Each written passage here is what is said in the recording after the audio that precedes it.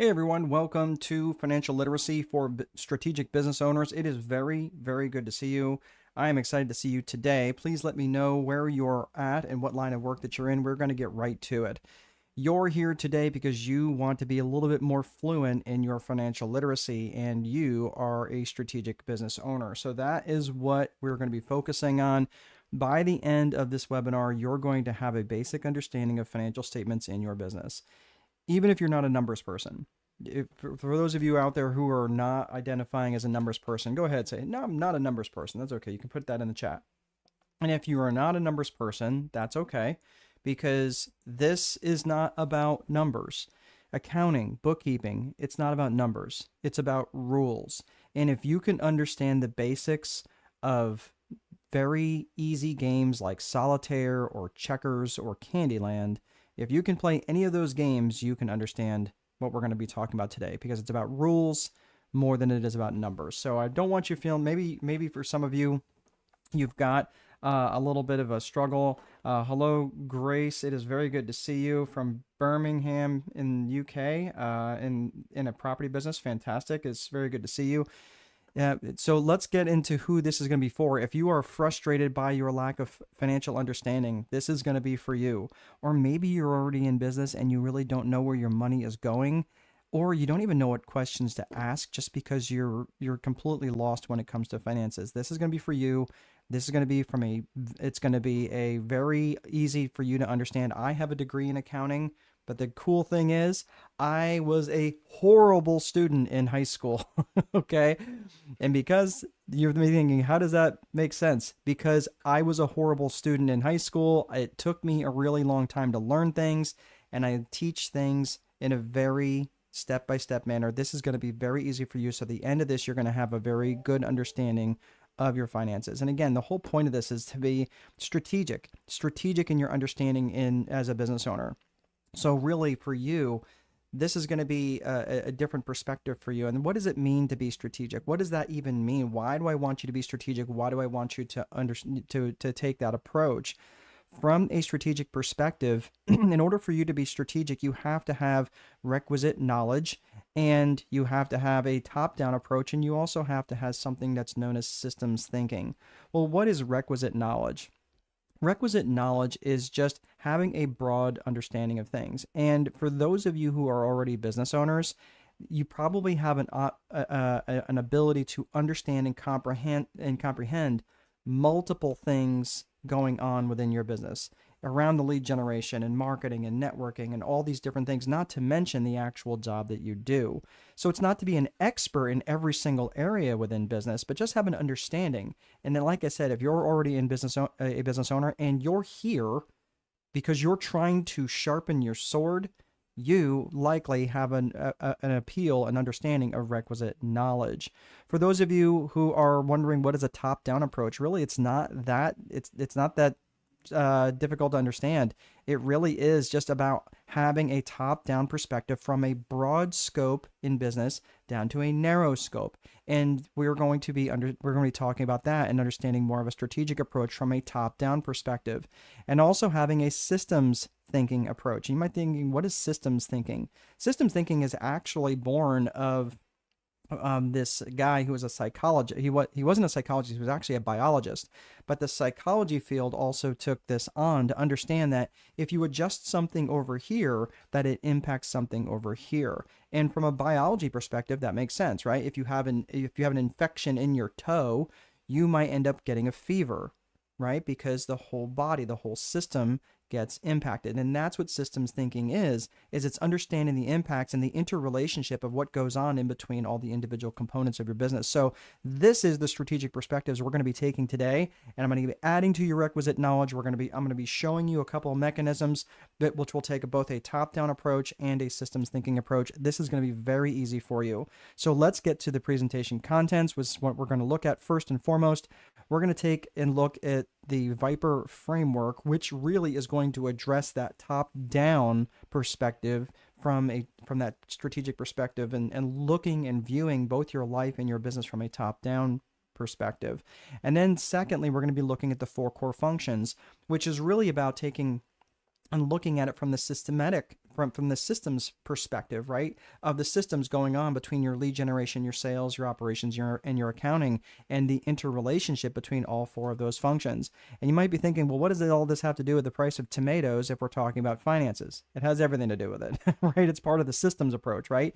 Because again, the four core functions, one of those four core functions is accounting and finance, and that impacts everything. You could have amazing business, but if you're broke, it will show in a lot of ways of your business, right? So the third component of this is going to be understanding the basics of your financial statements. We're going to get into the very basics of your balance sheet and your income statement or P&L. Basically the same thing. Balance sheet is different. Income statement and P&L are basically the same thing. I just want to make sure you understand that. So, and then understanding where is all my cash, and I want to talk about a phenomenon called growing broke. And there are a lot of different ways companies can grow broke. And I'm going to show you one way that you may not even realize is going on in your business. And I'm going to make sure that you understand this today so you can prevent that from going on. So one of the things I want to talk about really quick, at the very end, I'm going to be making you an offer to join my community. If you want it, great. If you don't, no problem. You're not going to hurt my feelings. We have quite a few people in the community already, but I'm just going to be talking about that at the very end. I'll let you know when that is. So if you're not interested, you can hop off. But at the very end, I'm just letting you know, because right after this whole session, we're going to be hopping right into a Zoom call in the community. So if you're interested, you can go over there, you can buy it, you can jump right on the call right after this. So I'm just letting you know this now so you can plan for it, because it'll be at 5. Right now it's 4:15 Eastern. So at 5:30 Eastern, if we wrap up a few minutes early, and that way it'll give you a bathroom break and go grab some coffee or some water, whatever your drink is, your beverage of choice, and then you can hop on that call right at 5:30 if you're interested. So I'm just letting you know all of these things right now up front, so you can so you know. There's not like another shoe that's going to drop, and if you're interested, I can let you know that. All right, so let's get to it. We've got a bunch of people joining us today. Grace, again, hello. We've got Ben from London in the hospitality business. Oh, we've got several people from the UK today. Very good. Thank you, Ben. Good to see you. And Sam Barnes from Ontario, Canada, and I'm in the window cleaning business. Sam, I feel like we've met before, haven't we? You have a very familiar name. Glad you could join me today. And from Nigeria in healthcare. Hello, Festus. It's very good to see you. We are got a lot of people internationally burning up the webinar today. Very good. We've got a few people joining us on LinkedIn and a couple from YouTube. No one on Facebook. All right, all good. Well, you guys are. I'm really glad that you guys are here. We're going to get right into the Viper framework. So the Viper framework, this is the top-down perspective that we're talking about. And that is really going to look not just at your business, but also in your life. And I'm not going to unpack all this because, quite honestly, this could take a really long time. And I will mention it here in a little bit. But I wrote everything about the Viper framework within my book called The Time Wealthy Advantage. So the whole point about this, about being strategic, is again taking that top-down approach, again that from that broad scope to that narrow scope. So the Viper framework is actually an acronym for vision, infrastructure, process, execution, and reporting. It takes a very top-down approach for not just your life, not just your business, but also in your life. So when you're looking at vision, first and foremost, is all about your personal vision and your business vision. It's got two components, and personal vision must come first. And the reason for that, because we're not trying to create a job. We're not trying to create a job for ourselves that if we don't show up at, we don't make any money. Have you ever been in business for yourself and have the flu? How much money are you making? Generally not much. If you've got a job for yourself, if you've got a business, the business will continue to make money whether you've got the flu or not. So what I'm saying is, what we're trying to do here is create a personal vision and then create a business vision that serves that personal vision. So the personal vision is going to ask a very specific question. Where do you want to go? Where do you want to go in life? Sam, where do you want to go in life? Ben, where do you want to go in life? Grace, where do you want to go in life? Festus, what do you want your life to look like, Festus, if your life wasn't defined by what you do for work? If your job description wasn't a life description? And then once you start thinking about what your relationships would look like, what's your vision for your relationship with your spouse? What's your vision for your relationship with your children, with your friends, your family, your faith, your wellness, all of the things that are important to you. Once you start to define those things and get very granular on what those things are and written down, you can't see this, but these are index cards. I have thousands of them. I have a problem, but I write things down and I keep them in front of me, right? This one here is about my core purpose, the core purpose of my business. I keep it always close. If it's not on this desk, it's in my conference room. It's in my conference room. And the reason for that is because I always want it top of mind. If this stuff is not written down, your mind has an ability to start filling in gaps of things that just didn't ever happen. So this is why this stuff has to be written down. So with your personal vision defined, now you can say, cool, your business vision is great. How are we going to get there? And this is really super critical because when you're starting to think about this, and and I have sat in many conferences and masterminds next to people who are absolutely knocking it down in terms of finances, and they were making 6 and 7 figures a month, and their home life was a disaster. And the interesting thing is they were more worried about making more money. And because what they had done is they had created a business vision before they ever created a personal vision. And the danger in creating a business vision before creating a personal vision is that you end up creating a life that exists to serve the business. And I'm just telling you that that's an empty well that just never gets filled in. It was an interesting guy. I've worked with him probably close to 6 years. And Alex, what a great guy. He's in his 30s now, but when he first came to me, he was in his mid 20s, and he was a part owner in a cleaning business, and he lived in Indianapolis. And he decided that during that period of time that the business vision that he had created was his personal vision, and he didn't want to live that life anymore. He ended up selling out his partial ownership in his cleaning business to his partner. He moved to Orlando to be with friends and family down there and set up an entirely new life there. He has since revisited his vision all over again and moved back to Indianapolis and is now doing something completely different. And that's the power of having a real clear vision for what you want your life to look like, and then decide what that business vision will be, so you can engineer that business vision that delivers that personal vision for you. Alex is a great guy. He's actually got if you go to strategicboardroom.com, not now, don't multitask, but if you go to strategicboardroom.com, he's got a testimonial video right in the front, the main page. So good dude.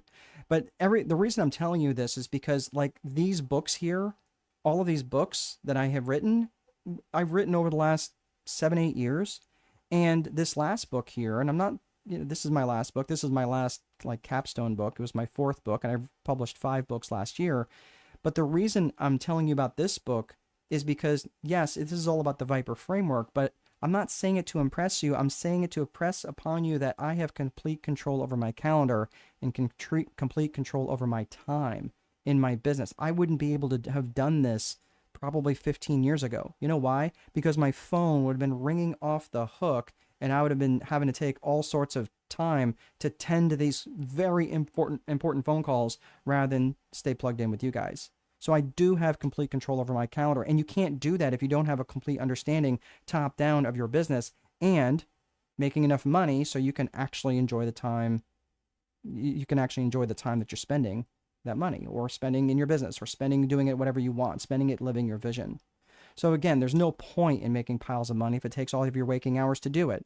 And I'm just going to show you a couple of these things real fast, but my daughter, I'm telling you, kids should name everything. So my daughter calls this the jumpy place. If you've ever been to a trampoline park, that's literally, by the way, as a 53-year-old man, I should have thought that differently. We have a 3.5-year-old, and I'm like, man, I am usually the only adult that's actually up and jumping around, but it is literally the most exhausting thing ever. Anybody ever been to one of these things? Like these trampoline parks? It is literally the most exhausting thing in the world.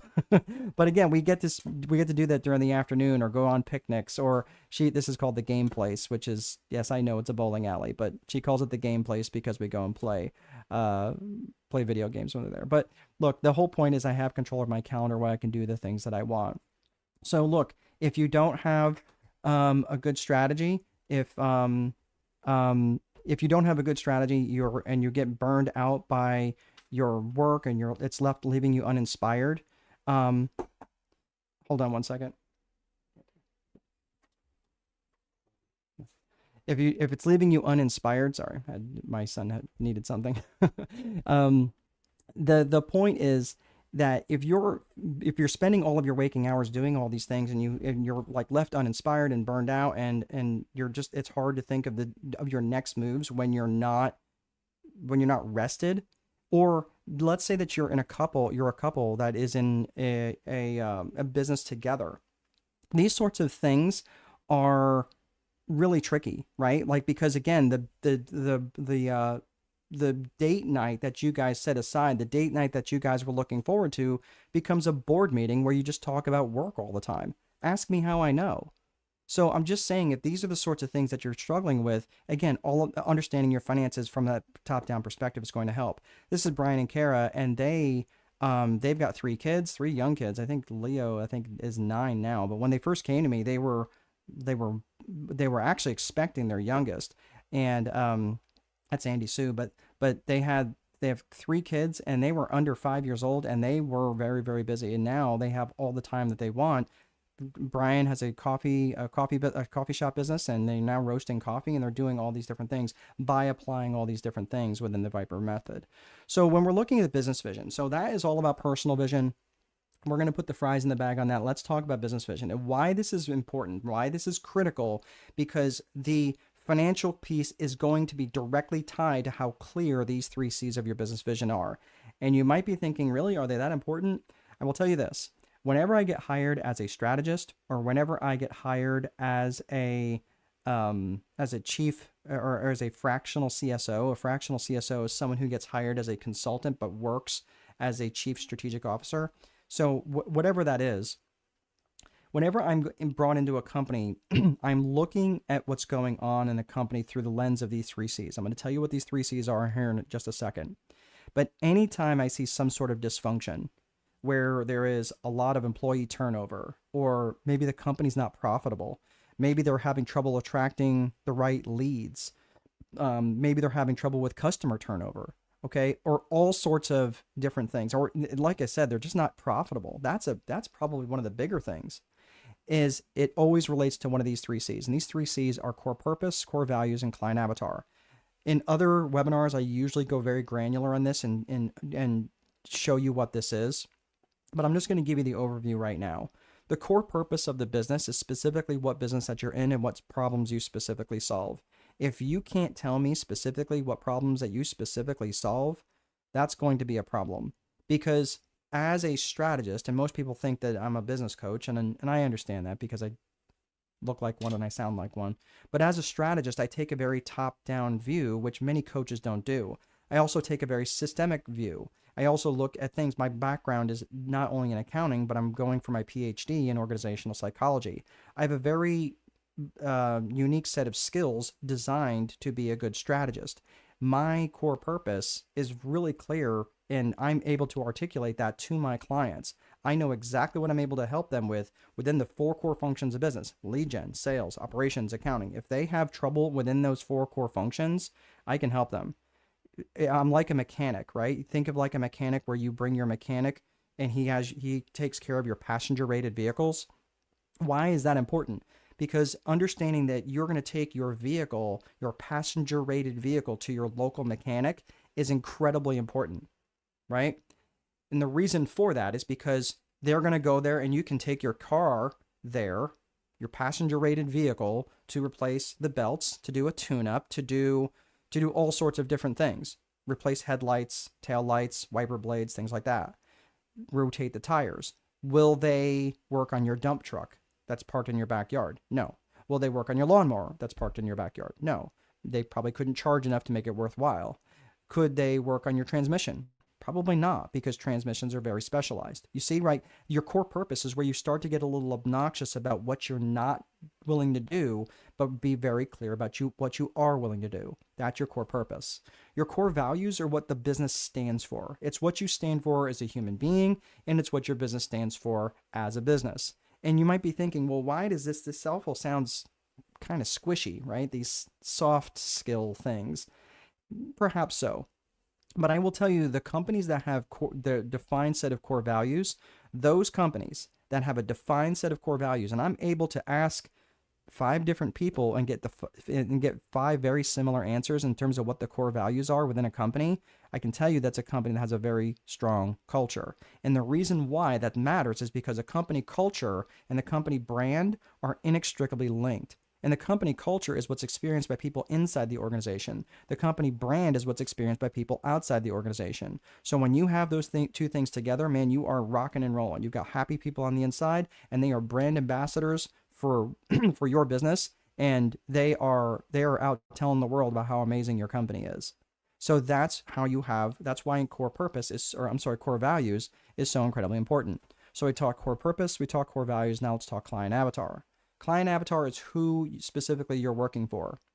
Who's your customer? Who are they? Who are they geographically, demographically, and psychographically? And it's really important that you define these things and really understand who these people are. When you're not clear on your client avatar and you're just trying to attract everybody, most times it will show in your profitability. You'll start attracting people, and because it costs so much to get a new customer, you're getting all these new people, and it's just a constant churn and burn, and you're getting more and more new customers, and it's harder and harder to get more new customers. And because you've got people going out the back door as quickly as they're coming in the front door, you're not profitable. You're not as profitable as you could be. There are different studies that say getting a new client is as much as 9 times more expensive than maintaining the current one. And if you are bringing in the right people, they too become brand ambassadors. So all of these things defines the DNA of your company, and all of this directly relates to not just your financial literacy, but also to your overall financial profitability of the business and how well it runs when you're not there. So that's the vision component. Again, personal vision and business vision. The next piece of this is your infrastructure. That's the bones of the business, right? It's the desks, the chairs, the software, websites, things like that. And this is a really critical component of the business, but we're not going to spend a lot of time on infrastructure just because there's so many different nuances of infrastructure. And again, let's face it, there's a lot of different people that are on this call that have different pieces of infrastructure that are necessary for their business. Ben has said too many times, don't do it. Yes. I'm not sure what you mean. I'm trying to think of what I said. I asked a question. How many times? What did I say? Sorry about that. I can't remember what I said. I'm sorry. It's just streaming. Thank you, Ben. I appreciate you plugging it. So by the way, if you guys have questions along the way, go ahead and plug them in. Just make sure that you're saying like specifically what that is, because usually if I see it up there, I'll let it get to a natural stopping point. But if you say, hey, what does that mean? And I'm not going to sure what that you meant. So that way I can go back to it. So, the jumpy place. Yes. Yeah, that's like a heart attack in a bottle. Yeah, it is. It is. Yeah. But by the way, jumpy place it just makes much more sense to call it the jumpy place, not the trampoline park, because no 3-year-old can say trampoline park, but they can say jumpy place. All right, so that is the infrastructure. Let's get to process. So we talked vision, we talked infrastructure. Let's get to process. Process is just simply how you do stuff, and you're going to look at it from both a tactical perspective and a strategic perspective. So the tactical perspective is really what you're doing day to day. It's your opening procedures, your closing procedures. It's how you answer the phone, different things like that. Your strategic processes are basically your long-term view and how you're going to plan for actually driving this boat that you built out of the harbor and go make some trouble, right? So the infrastructure and the tactical part of process, that's the system. That's like the battleship. You built this warship. Well, you don't want to leave it just moored to the harbor to get blown around by whatever economic winds happen to be coming, blowing around at the time. So this is why it's really important for you to be strategic in your planning and determine where you're actually going to be driving that thing. So in where are you going to be trying to get new market share? You're trying to launch a new product or new service, things like that. So that's why you have to define both tactical and strategic when it comes to process. Then there's execution.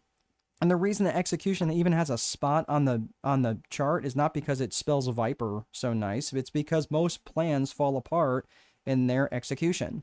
And most of the time it's because business owners, again, as much as I love you guys, you tend to be a little insane when it comes to your to-do lists, right? Your 38 point items that you're going to get all done today.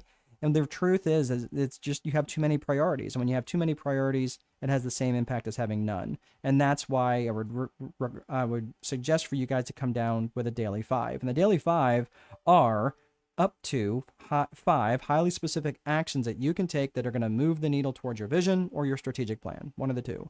So again, you have to be really clear in terms of what the needle moving activities are. This right here is a needle moving activity for me. I get to have conversations with, hello, Jacqueline. It's nice to see you. I feel like we've said hello before. Nice to see you. All right. And let us know where you're from, Jacqueline. I cannot remember. I feel like I've seen your... It's not like I've seen you before.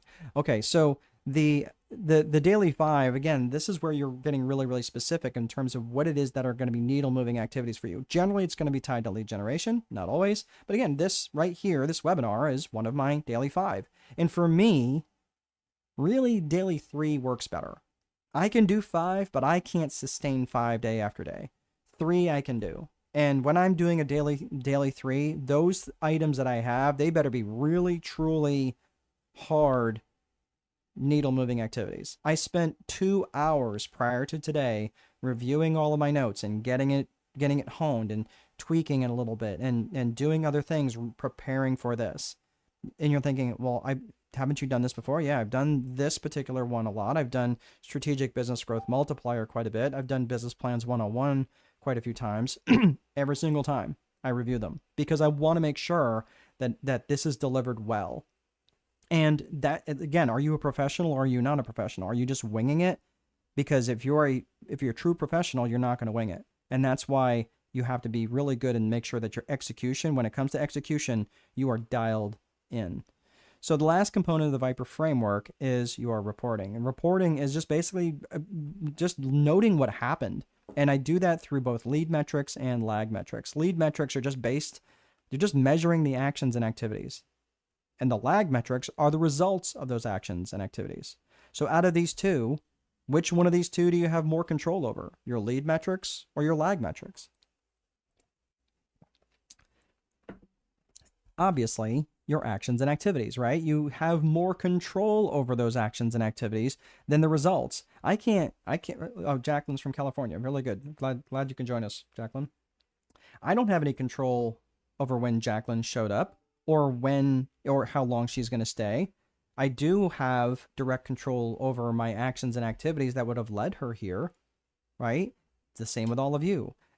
You can't control other people's actions. You can't control how many you can't control how many people are going to show up at a at an event that you host, but you can have you can control the actions and activity that lead up to that. Okay, so this is why it's important to have your reporting dialed in. So this is the Viper framework: vision, infrastructure, process, execution, reporting. So I want you to start thinking about how you can apply this to your business and start putting that together. If you need help with this, that's why I have a strategic boardroom where you can come and this is all the stuff that we talk about all the time. This isn't just something that's a presentation. This is how I work and live my life. This is exactly how I do my coaching. This is exactly how I do my strategy work with the people I help, the business owners that I'm helping, and I'm helping them craft it from that top-down perspective. So that is the Viper framework. Next is the 4 core functions of business. So let's get to the 4 core functions. The 4 core functions are, let's see here. I've got a question here before we head on. Ben is asking, do you have a threshold or framework for identifying what will move the needle? What makes the daily 5? Yeah, so the threshold is going to be specific to where I'm trying to go. So if I'm trying to grow my business, which many business owners are, if they are trying to grow their business, then the way that I break this down, I can't spend a ton of time on this, Ben, but this is a phenomenal question. But I'm going to look at it through 3 ways. This is kind of going off script here, but I look at it from how I'm allocating my time from a promotion perspective, a production perspective, and a consumption perspective. Okay, so promotion, production, consumption. I'm going to tell you that if I'm working, most business owners I know, let's say that they work a 12-hour day, and they're like, man, I would love to only work a 12-hour day. I get it. But let's say that you work a 12-hour day, and you're working from 7 to 7. So I'm going to tell you that if you're trying to grow your business, that 60 to 70% of your actions and activities need to be around promotion. So anything and everything that's related to promotion activities, that would be for me, that would be in my daily 5. Everything that's related to promotion activities would be part of my daily 5. I probably wouldn't have anything related to production in my daily 5, nor would I have any consumption in my daily 5. So what I mean is with daily 5 is these are the needle moving activities. These are the things that really truly going to have have the greatest impact on my ability to grow my business. So that might be, well, I'm going to post 30 times a day on Facebook. Okay. And that might be one needle moving activity for you. Okay. If you say, well, I'm going to make 3 cold calls, that's probably not enough, right? I would base it around the type of activity, not necessarily the number of iterations within that activity. So again, break it down between promotion, production, consumption. So let's say it's 70% of my day, that would mean, what is that? Over if I'm looking at 60 to 70% of my time on a 12-hour day, that's what, 7.25 hours? Okay, so this is where you'd have to start thinking, okay, so if it's 7.25 hours from my promotion, then that's going to leave, let's say I need to take about an hour and a half for consumption, which would be lunch, rest, reading, just chilling, and again, I spend a lot of time reading. And then on the other side of that would leave about 3.25 hours for actual production. You're like, man, that does not leave much time for production. Yeah, you're going to be busy. So this is where you're going to have to start to allocate more time to promotion than production. And most entrepreneurs, by the way, they flip that around. They have a completely backwards way of doing this. They spend so much time in production. That's the reason they're not growing. So Ben, thanks for going. Yeah, absolutely. More than happy. Oh, I'm sorry, Jacqueline. Okay, yeah. The issues signing in. I do apologize for that. Davida, what if you have leaders that do not like to train? If you have leaders that don't like to train, then my suggestion is you do it anyway. You train yourself. You find ways to learn this. Or again, if it's something that the leaders will only do that, I'm telling you, like there's so much ability to learn just about anything right now. And I don't even know how many books. I probably should count them. I would say probably close to 1,000 at this point. It's a substantial library. I have a problem, but I'm probably going to have to live to like 200 years old to read them all. But my point is, I read a lot. And not only am I reading a lot, I study a lot. So it means I go back through the same things that I've read multiple times, because my job as a strategist is to know things that my clients don't. So I train all the time. And that's not really, sometimes I consider that production, sometimes I consider that consumption, but it is absolutely not promotion. So, and I know I'm tying 2 different topics here together, but if you have leaders that don't like to train, look, either train yourself, and if it's really that big of an issue, you may need to find another place to go, because that also speaks to something going on within their core values of the company and the company culture. So I do apologize for that, David. Because that sucks. And you're from Omaha. Excellent. All right.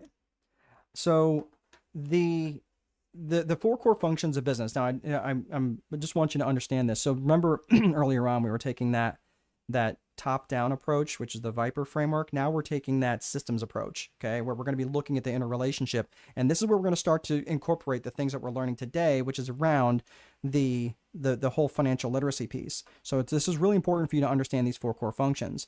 And these 4 functions are lead generation, sales, operations, and accounting. And your customer's journey through your business happens in that order. So it's really important for you to understand the interrelationship, the system, right? That you're looking at what goes on in between each of these components. That's systems thinking. And if you're looking at, if you want to look that up, it's actually called, I think it's Gestalt systems thinking, Gestalt.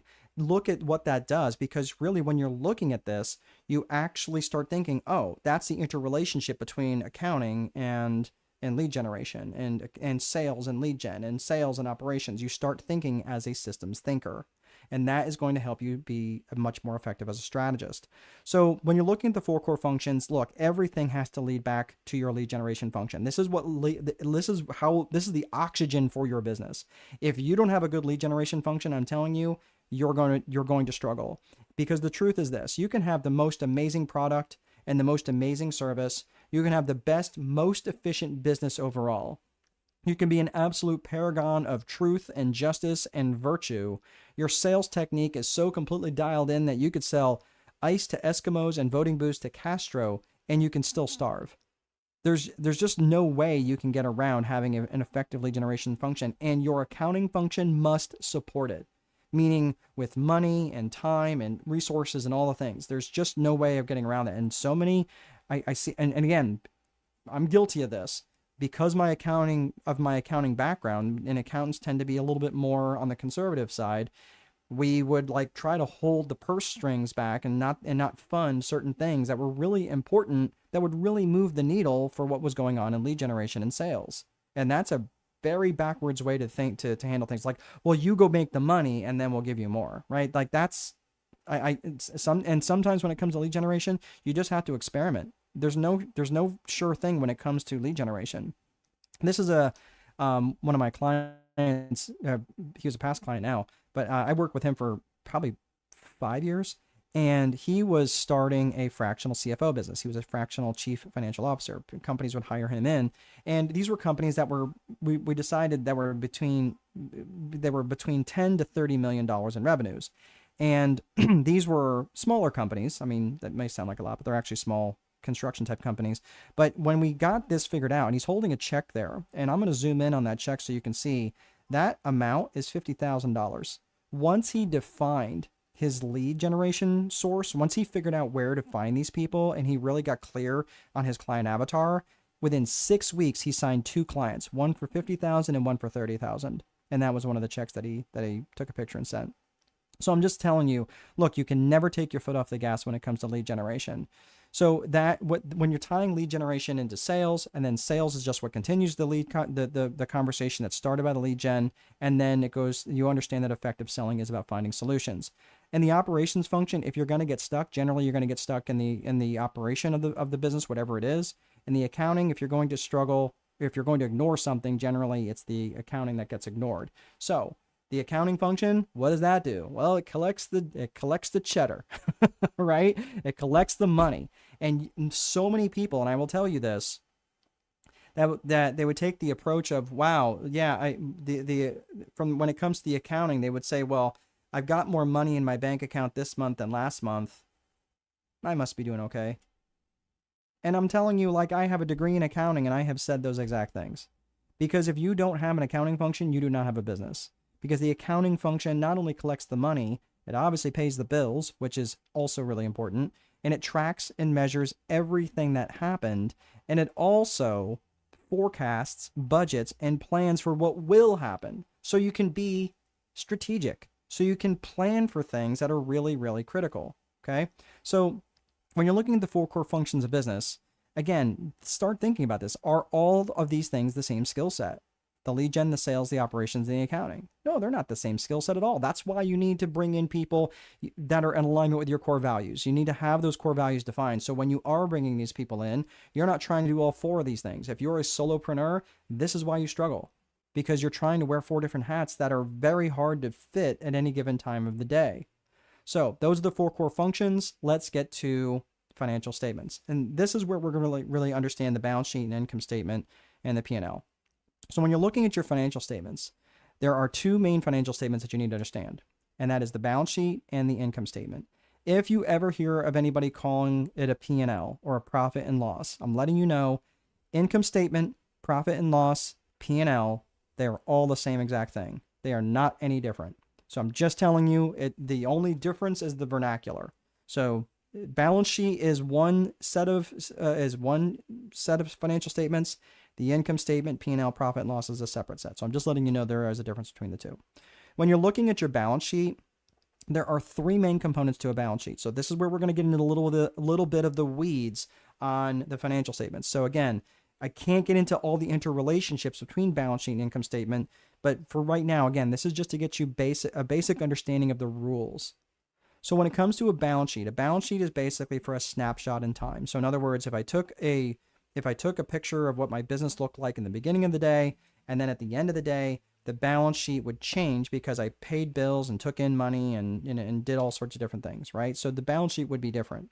So I'm just letting you know it's a snapshot in one moment of time. So the balance sheet, again, measures three things. It measures your assets, which is what you own. It measures your liabilities, which is what is owed to others. And then the equity is what conceivably was what the business is worth on paper. If you sold all the assets, paid all the liabilities, and what was left over would be what was worth on paper, what it's worth on paper. So I just want you to understand, like, the balance sheet is just a list of balances. That's all it is. So if you're looking at your checking balance, you're looking at the value of your accounts receivable. If you're looking at the value of a car that you might own, those sorts of things, just the balances. That's all it is. Okay. So I'm going to give you an example here in just a second. When you're looking at the income statement is also known as a P&L, or profit and loss. This is also made up of three main areas. This is your revenues or your sales. This is your expenses or your payments, and your net income, which is also your profit. So where the balance sheet is basically for a snapshot in time, so it's basically at a point in time in a day, the income statement is over a period of days, right? So what are the total sales over this period? What are the expenses over that same period? And then the sales minus the expenses, or the revenues minus the expenses, equals your profit. So that is the difference between a balance sheet, which is again, measures three different things: what you own, what you owe, and what it's worth. That's on one sheet. And then the other sheet is over a period of time. Okay, so those are the two main areas. This will make more sense here in a second. So I'm going to take myself off the screen because this is teeny tiny little words, and I know you can't possibly hope to see that. But what you're seeing here is a balance sheet. And for those of you who have a copy of the Time Wealthy Advantage, so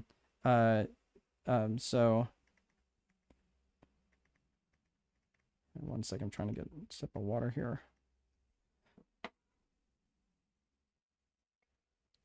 Okay, thank you.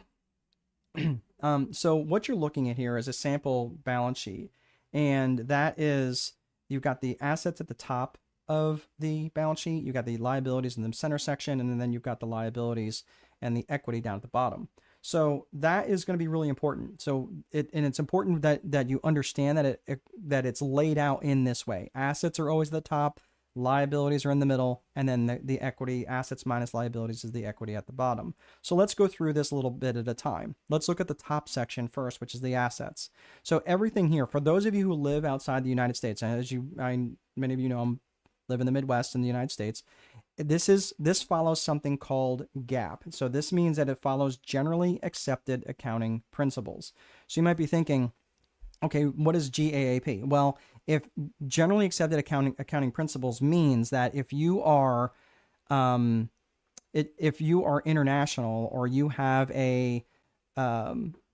let's say, again, you're in Nigeria or you're in the UK or whatever, and just because this is showing dollars on the screen right now, whatever currency that you're in, generally this is followed internationally, generally accepted accounting principles. So I just want you to understand that this is universal no matter where you're from.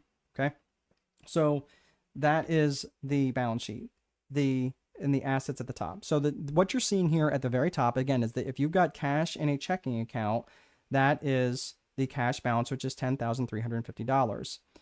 The accounts receivable is what is owed to other people. Okay, so so in other words, let's say for argument's sake that you have an HVAC business, right? HVAC.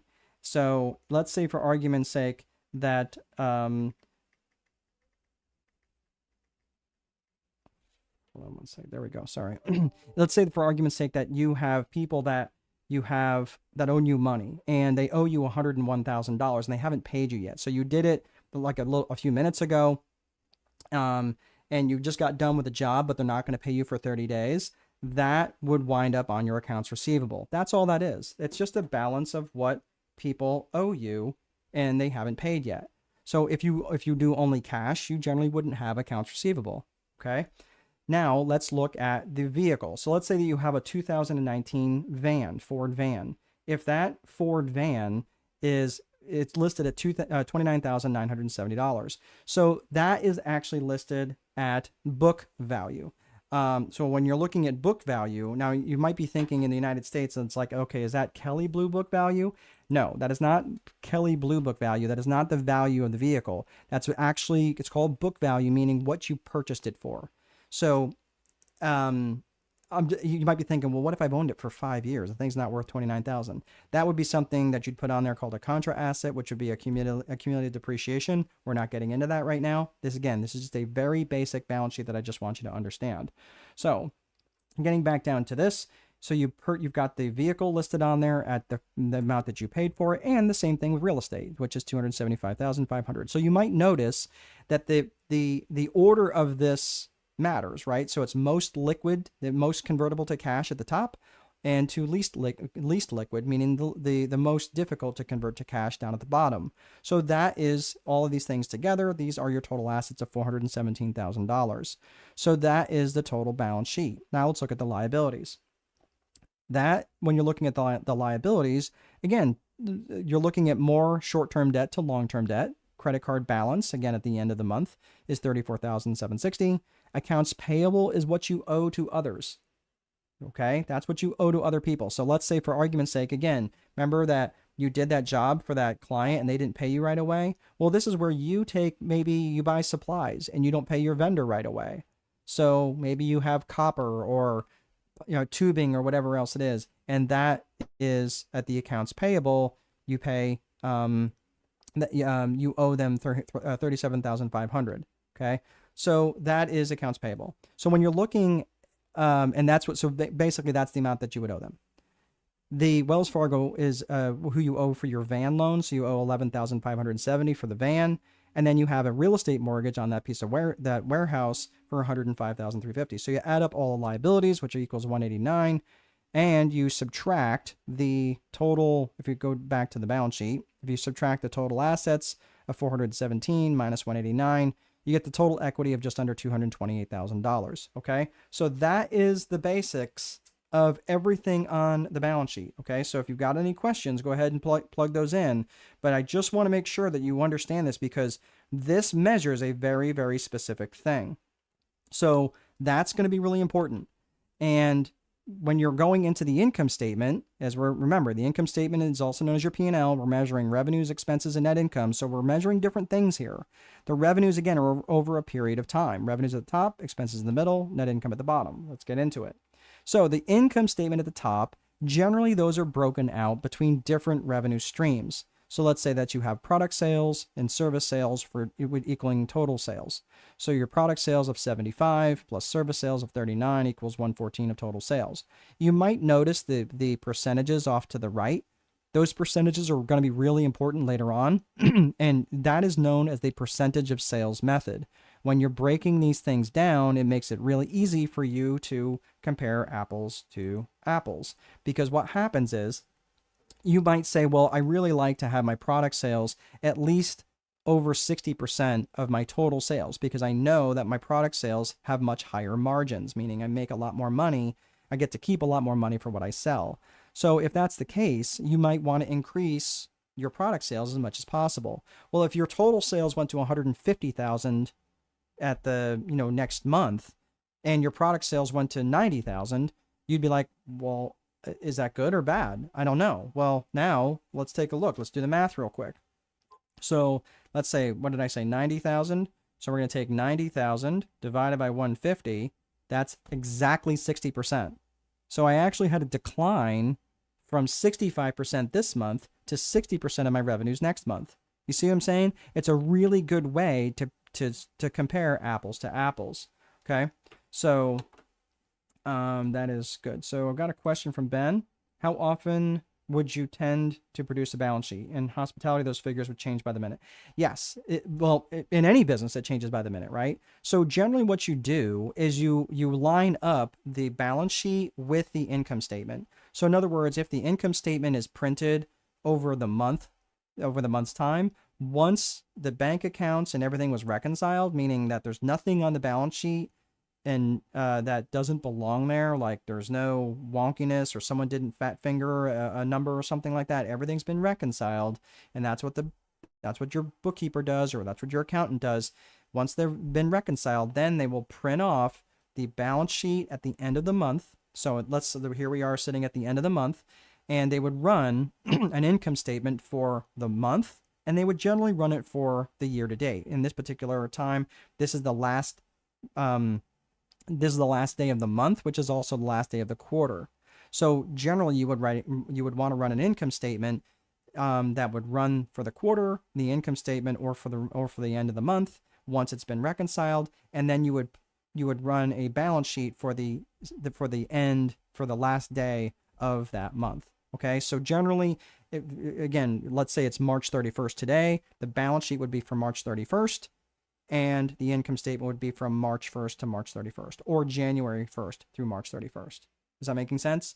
So generally, the balance sheet is always at the end of the day, or at the end of the period, but only when it's been reconciled. So you might say, well, when is it reconciled? The balance sheet probably won't be reconciled for at least a week after the period closes. So I can tell you, when I was the assistant controller at the Marriott in St. Louis, I was the assistant controller there for the airport Marriott right across the airport, the Marriott right across from the airport. That's what I was trying to say.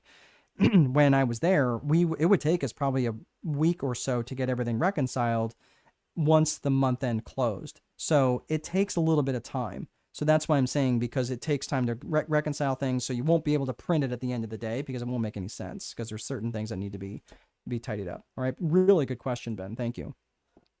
So, so that is your revenue. So now let's look at the expenses, and let's get this back down, because you want to see the numbers. You don't need to see my mug. All right. So let's look at the expenses, which is the center part of the income statement. So the expenses, again, these are things like raw materials. This is what you paid for over the month, okay, or over the period, whatever. It could be a period, month, time, quarter, year, whatever. So this is what you paid over, let's say, the month's time, $34,000. And you'll see the 29.8% to the right there. Again, that's the percentage of sales. That's the percentage that gives it kind of an even playing field, an apples to apples comparison when you're looking from month to month. Because again, if the raw materials goes up, but as a percentage of sales it goes down, that means you're being more efficient with your business. That means you're being more efficient with your raw materials, or maybe the prices went down. You got your insurance expense, your interest expense, your commissions expense, all of these different things that you've paid for over the period of that month. And then your wages, of course. Generally, wages are almost always going to be the highest expense item, the highest line item on an income statement. So that's what you can expect. Again, that's 39.5% of total sales, and then your total expenses are $96,000 when you add those up, and then your net income is $17,000. So you subtract off. Again, you go to the top, taking total sales, $114,000 minus 96 equals $17,000 net income. Okay, so you might be thinking, that's great, but what does this matter? Why should I care? What does any of this have to do with the price of green beans? Well, I'm glad you asked, and I would be happy to tell you, because all of this stuff is, you're like, okay, so now that I know this, what do I do with this information? And that's where it starts to get into a little bit more granular strategy, okay? Because are these numbers, are they good? Are they bad? Well, I mean, it depends. It depends on what kind of operation this is, right? If it's a plumber, it's a pretty small plumbing operation, right? If it's a hotel, that's a very small hotel operation, right? Like, it just depends on what all of this stuff is. So I'm just saying, you have to understand what you want to do with these things, and that's where you start looking at different metrics. Okay, so you might be thinking, hey, dude, where's all my cash? And what we're trying to do is avoid growing broke. So I'm going to show you a couple different things, specifically, again, about growth planning, because you cannot be strategic if you don't know your numbers, and there's no way that you can avoid growing broke unless you know them. So there's three key metrics we're going to spend for the last couple of minutes here, and that's one of the things we're going to be talking about is profit margin percentage. That's going to be probably the biggest one. We'll also talk about cash balance history and cash as a percentage of sales. Very, very easy things to calculate. If you can operate a 4-function calculator, you can do this. Like add, subtract, multiply, divide. You don't even need like the square root thing or any of those other keys that no one really knows what they do. Except if it was an amortization calculator. I do miss my HP. All right, so let's talk about profit margin percentage.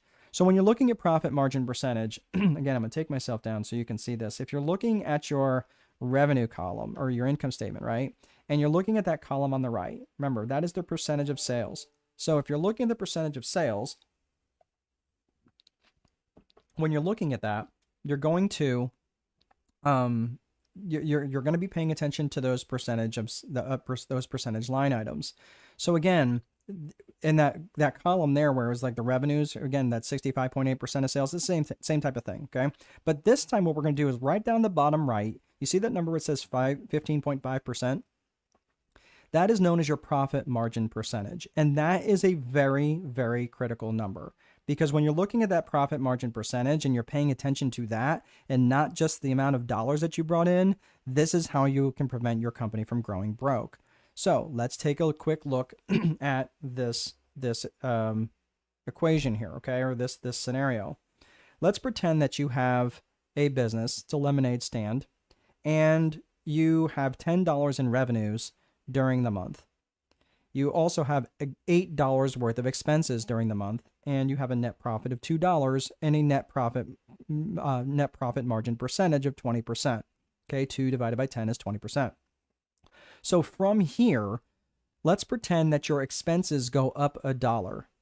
Okay, so your expenses go up $1, and you want to maintain your $2 profit margin. Okay. So what do? Is you raise your prices $1. So it goes up from 9. You raise your expenses goes from 8 to 9. You raise your revenues up $1. So now you're charging $11, and your net profit is now $2, just like before. Except what happened to your profit margin percentage? It actually went down. You are now less efficient at keeping dollars in your business. And that same $2, because of inflation, will not buy the same things every year. So this is how your company effectively grows broke. So this is why you need to be paying attention to the profit margin percentage. So what should you have done? Well, you should have raised your profit or your revenue to $1.25. $1.25 minus $9. So again, expenses go up $1. Let's go from $8 to $9. You raise it to $1.25. Now you make $2.25, which now brings you back to your 20% profit margin percentage.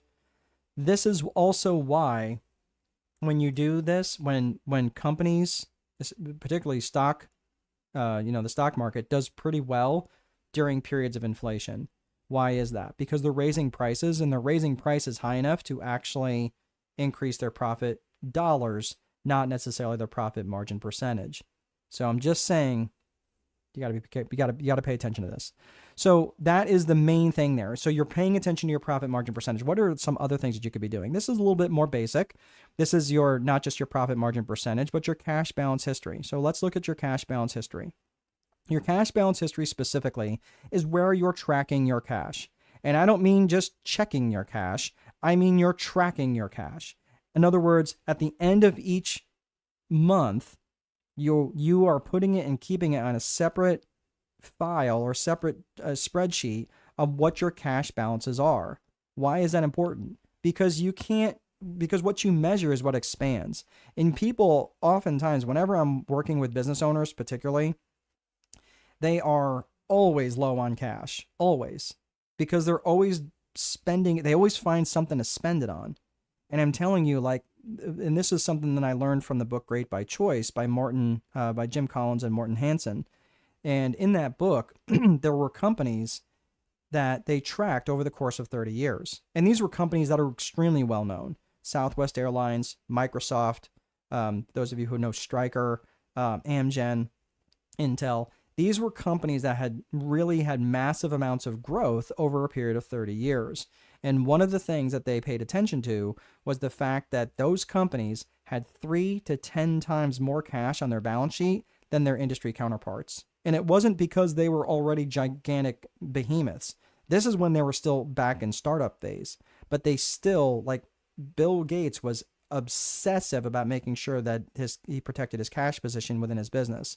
And I'm just telling you, most business owners, they don't have near enough cash. And when you have cash, you have options. And when in this particular case, those companies that had cash, they were able to weather the storms when they came, and they were also able to take advantage of good luck events when they came. So I'm just telling you, when you have cash, you have a lot more options.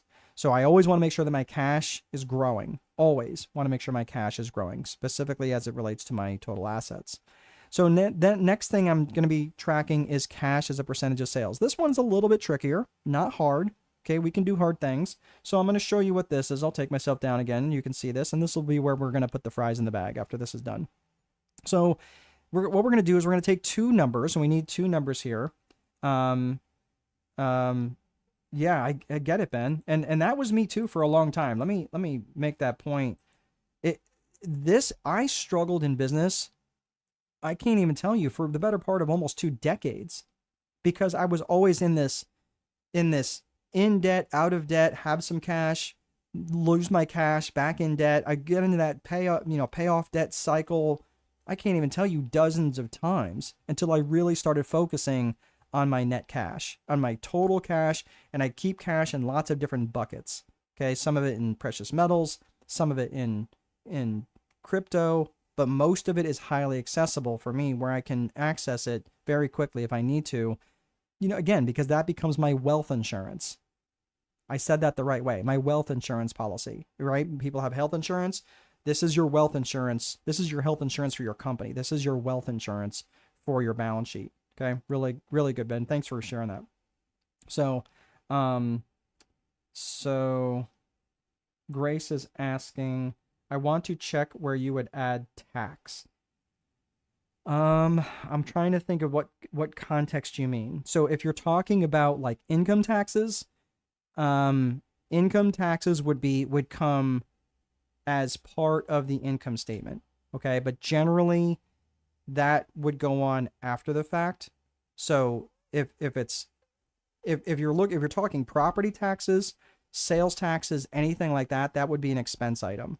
Okay. So that's probably what you're thinking. There could be a reason to put taxes as an accrual on your balance sheet, like if you're accruing it. So in other words, if you know that your tax bill is going to be $12,000 and you could put $1,000 a month into what's called an accrual account, or an account basically on your balance sheet, and do that every single month. And then at the end of the year, you wipe that account out and you pay the bill, and then it becomes one expense over the course of the year. So that could be something like that. But generally, if you're thinking taxes, where taxes are being paid out, that would be an income statement item. Okay. So either way, whether it's property taxes, sales taxes, any sort of taxes, that would be money that goes out, that's paid over a period of time. That would be an income statement or P&L item. Okay. So hopefully that is helpful for you. Okay. All right. So what we're going to do here, let me take myself out of the way again. So what we're looking at here is we're doing cash as a percentage of sales. So we're taking two things, one from the balance sheet, one from the income statement, and we're going to take our cash, and there's our cash balance from our end of the period, right? So let's say it's March 31st. Here we are, the end of the quarter, end of the period. Here we are, end of the month, and we're going to take our cash balance of $10,350, and then we're going to go to our income statement, and we're going to take our total sales. Okay. So I like to track my cash as a percentage of sales. And this is a little bit more advanced, but you're going to say, okay, so my cash as a percentage of sales, it's 10,000 divided by 114 equals 8.7. Now you might be saying, great. Is that good? Is that bad? Is it indifferent? The thing is, I don't know how to answer that. It means here, let's give it some context. Out of $114,000 in sales over the period of a month, I have $10,000 in my total cash account. To me, that doesn't sound like very much, because basically less than 10% of my total sales I'm holding in cash. That to me sounds pretty illiquid. That means I don't have probably near enough cash. I would like to have multiples of cash, or multiples of sales. So I would probably want like $300,000 in cash to $114,000 in sales.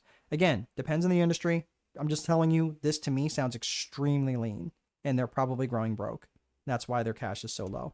So but the thing is, when you're looking at this as 8.7, again, I track this on a spreadsheet and I'm just tracking it. 8.7, 9.2, 11.3. Now, again, you got to keep in mind what the math is, because you're dividing, right, the lower number. Sales could actually be staying the same, right, and cash is growing up, and that means that the cash is also going up. If sales is going up and cash is going up, then again, you got to keep up with that. You got to make sure that your cash as a percentage of sales is always growing. Okay. But what if your sales is declining? If your sales is declining, okay, then your cash as a percentage of sales will still go up. So again, you just have to understand the math of that. Play around with it a little bit and you'll understand what I'm talking about. Okay. But the whole point here is you cannot be strategic if you don't know your numbers, and you cannot do that. In the whole purpose of this is to avoid growing broke. So I'm going to share this last fun story here, and then I will talk a little bit about if you'd like to join the community and learn and talk about all sorts of stuff like this, not just financial stuff, but around lead generation, around sales, around operations, around accounting, around being and thinking strategically, and all sorts of different stuff. We have all different sorts of trainings. We have a community call, which is actually going to be in 18 minutes. So it gives you a few minutes to learn about this. But let me tell you the story quick, and then we'll land the plane. So this guy, I'm going to take myself down again. This guy on the screen here, this guy is a bank robber. Okay. And in the mid 1990s, two guys thought it'd be a really good idea to rob some banks and make no attempt to physically disguise themselves, except they did. They covered their faces in lemon juice, and they fully believed that it would make them invisible to security cameras. Yeah, I'm not making that up. Okay.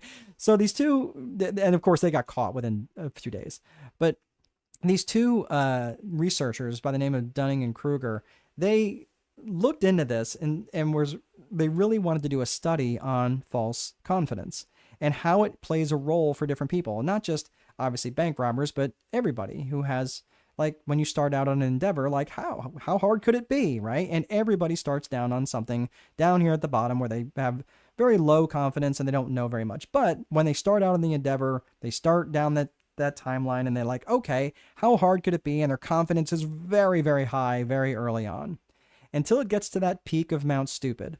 And all of a sudden, you realize you don't know what you don't know.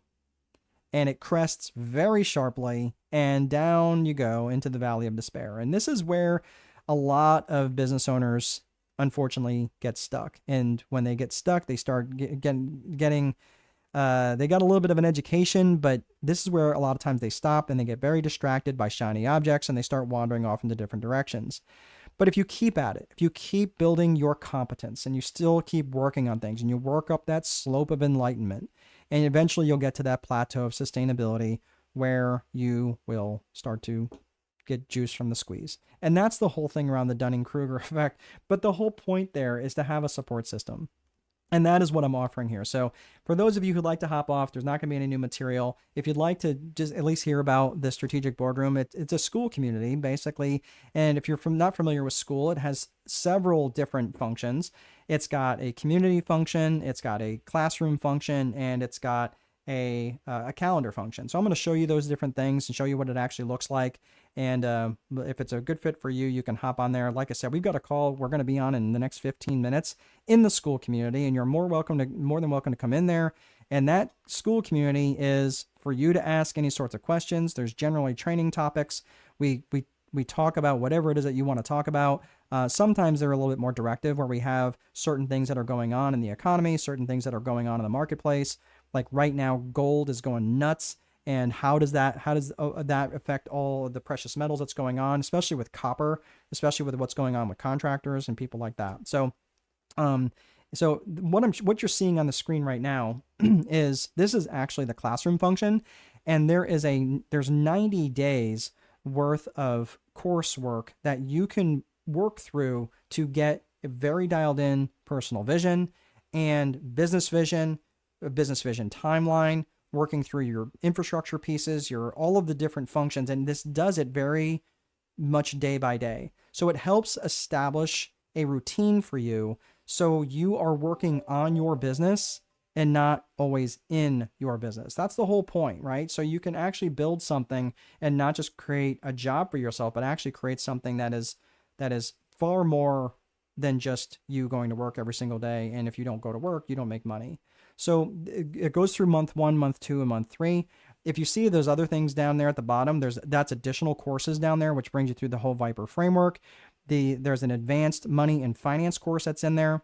There's another one that you're probably seeing a peek up there called Business Plans 101. There's literally going to be probably dozens in there by the time I'm done. I'm making them very specific to school. For those of you who actually would like to sign up for more one-to-one sessions, there's an ability to sign up. You'll see the tiers that are in there. The lowest tier is just $39. That just gets you access to it gets you access to everything. It just doesn't give you direct access to me for coaching sessions. So if you're looking for that, maybe consider the middle tier or the higher tier. But you'll see things in there like the advanced money and finance course. That is very granular. It brings you through all aspects of everything from understanding your balance sheet and your income statement, far more granular than we can get through today, understanding chart of accounts, and the things you need to know as a business owner. Nothing you don't need to know. Like, you don't need to know debits and credits. That is nothing you need to know as a business owner. No one needs to know that unless you're a bookkeeper or an accountant. But you may need to know what a general ledger is. Okay, what is it? Cool. It's a list of the transactions. That's it. That's all you need to know. You don't need to know anything else. So I really approach this not just from that perspective of you being a business owner, but all the things you need to know and nothing you don't. So you really can it can really start to be bankable, and you can start loaning or borrowing money on something other than a credit card or a personal credit card that's tied to you. You can now start borrowing in the name of your business and be much more profitable because you're not using really heavily borrowed or heavily leveraged funds like credit cards. So this is what I'm talking about when I'm walking you through different aspects of the money and finance course. There's also different ways to hold cash. One that's held in the cash value of a life insurance policy through the infinite banking concept, and also coming up with advanced metrics for your business. So lots of different stuff within the advanced money and finance course. There's also the money and finance business owner bootcamp that I just did 2 weeks ago. That's also posted in there. That's a 2-hour straight session that you can just sit there and relax and go through it. And it's not as granular as the money and finance course, but you get access to that as well. There's one in there on business plans. I'm still building that one out. So that one, you'll have access to once that's done. And I'm just continually putting more and more stuff in there. I'm not going to go through all of it right now, just because there's a lot. The other thing is, this is also related to the community. So if you've ever seen like a Reddit board or anything along those lines, you'll see other people posting questions, posting encouragement. I tend to post every day, if not every day, every other day. And I'm posting just different things that's going to help you in the 4 core functions, in your lead generation, in your sales, in your operations, in your accounting, or something within the Viper framework, something around your vision, your infrastructure, your process, your execution, your reporting, something around your business leadership, around trust, vision, communication. There's so many different elements and so many different types of strategies that we talk about all the time. And how you can take those individual elements and those individual strategies that are right for you. You're not talking about employing all these strategies, just the ones that are right for you. And then you can start to really have traction in your business. It's not about employing 110 different strategies, but it's about employing the ones that are right for you. So this is the calendar function. I know it's really hard to see, but it's just what you're seeing in here is a calendar. And this right now I've got you'll see the links in there where anytime I'm hosting an event, you guys are invited to it. And depending on your level, you can have one-to-one sessions with me, or it's just the group call, whatever you like. And that is a fancy picture of a boardroom. I thought it was cool, so I put that up. But tonight is actually the calls it's Tuesday night in the boardroom, and that is what you're going to be joining me for here in the next 10 minutes. So how do you get there? I'm glad you asked. Go to school.com/strategic boardroom. I will also put that link in the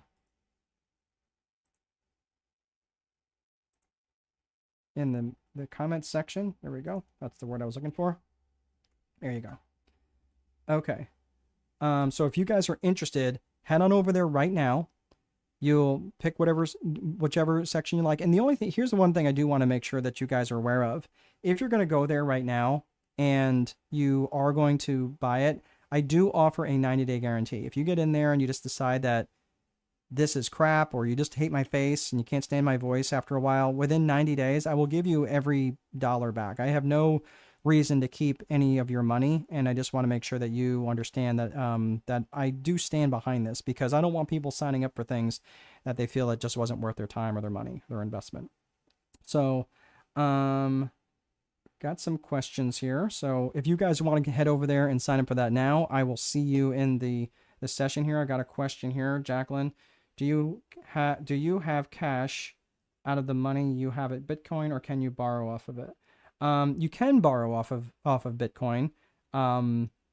They actually have that ability to do that. I don't have a lot in there now. Right now, it's just it's too volatile for me. However, I did take a fair amount of money. I did have a fair amount in gold and silver, and I actually sold it pretty close to the peak. And once the price comes back, because I did an arbitrage calculation based on the average price of gold, based on the median house price in the United States, and it's very wonky right now. So I think gold is going to come back to somewhere between 3,500 to 3,800, probably within the next 18 months. So I just took it off because it was just too volatile and I didn't want to deal with it. So anyway, good question. Ben has a question. Thanks, Mark. This was really helpful. We'll check out school. Let me see you in the near future. Wishing you the best. Okay, very good. Ben, thanks so much for sticking around. And all right, and that is everything that I have, guys. So just to land the plane on here, with the school community, you get the group training. You do get the classroom video sessions. You get the one-to-one strategy sessions, if that is something that you would like. And of course, you can get all of that at school.com/strategic boardroom. And of course, that all comes with a money-back guarantee for 90 days. So that is everything I have, everybody. Thank you so much for sticking around. Have a great rest of your day, and I will see you guys in the boardroom. Take good care.